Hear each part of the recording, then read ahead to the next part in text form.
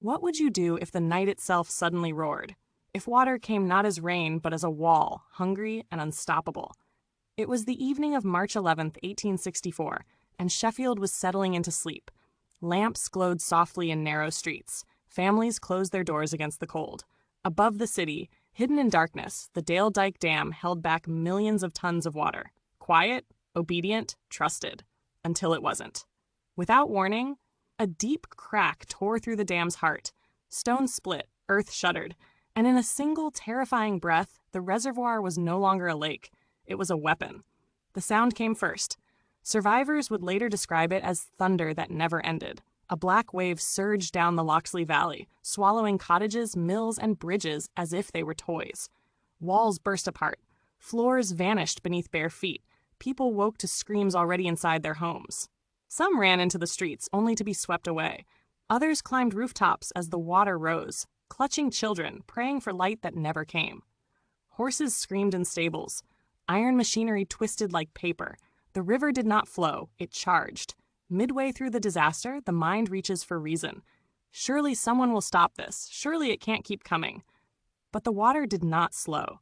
Entire neighborhoods were erased in minutes. Gas lamps exploded. Debris battered bodies through the dark.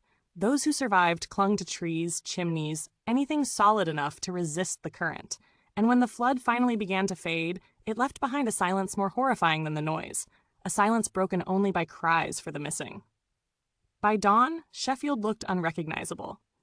Streets had become mudfields. Homes lay folded in on themselves. Over 250 people were dead, men, women, children, many never found, carried miles away by the night. Then came the question that still echoes. How could this happen? The dam, investigators learned, had been flawed from the start. Rushed construction, weak foundations, cracks ignored because progress demanded speed, not caution. The disaster wasn't just water. It was a warning written in stone and blood. In the weeks that followed, the city mourned together. Funerals lined the streets. Relief funds were raised. Laws changed. Britain learned, painfully, that engineering without responsibility is just disaster waiting for gravity to act.